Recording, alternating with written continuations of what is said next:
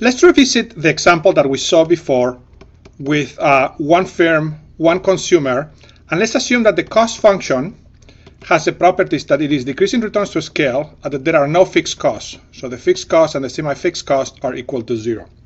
I want to show you how the properties, the formulas that we have just derived, apply in this case.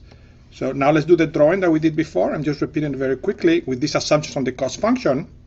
This is the amount of Q that the consumer consumes. This is the amount of M. And the feasible set is going to be given by this curve. Okay, and the way to generate it is the consumer can choose, we can give the consumer, a 0Q and the endowment in M, or then we can trace this line, and any point that has an amount Q also means that we have to take away from the consumer C of Q, which means that he only gets to consume this much of good M. And all of these points, including things down here, are feasible. Notice, just for your intuition, that the fact that the cost function is decreasing returns to scale means that this is bending in just this precise way. Every additional unit of Q that we want to give the individual is going to cost more and more M. So we need to, for another way of saying that is for every unit of M that we go down, the individual get progressively less and less additional Q. And that explains the bend. Notice that since this has equation, this line has an equation, W minus CQ, the slope here, the slope of the line is minus C prima of Q. That is the slope of this feasible set line. Now let's look for a second at the preferences, and we're going to look at this in different sets, and this is going to be the point that we said before was the Pareto optimal. Remember, these are in different sets, so these are combinations of Q and M with constant utility. So, oops, utility. Ay, the Spanglish.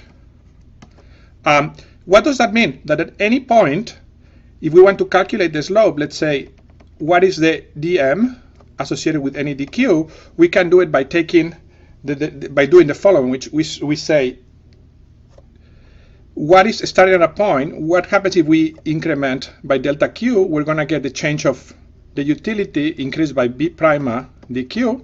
What happens if in addition we do a change delta m? Then it's going to increase just by dm, because remember the utility function is bq plus m, and we want this to be equal to 0, so we can stay in the indifference curves, but this implies that dm divided by dq is equal to minus b prime of q. So the slope at any point is minus bq. Now let's look at the conditions for Pareto optimality. Let's look at here at Pareto optimal allocations. I hope you can see easily that conditions P1 and P2 do not bite because there is only one consumer and one firm. So there is no issue about how to allocate production or consumption across firms. But the one that does bite is this condition of optimal production, which for an interior allocation in this case says that B prima at the quantity given to the consumer, I'm ignoring the subscripts since there is only one consumer and one firm, has to be equal to C prima at the amount produced by the firm. That's what we need. And that's exactly the condition that we identified graphically in this case.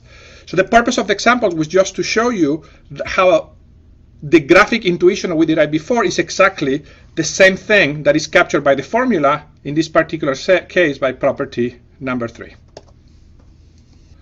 I want to emphasize that in the same previous example, it's possible to have corner Pareto optimal allocations, and that's a case that would look like this. We have the amount of M, the amount of Q, the feasible point 0W, and then suppose that you have that the feasible set looks like this. So it's a feasible set.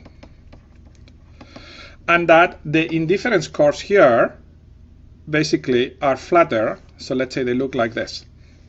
So they don't cross here, that's the key.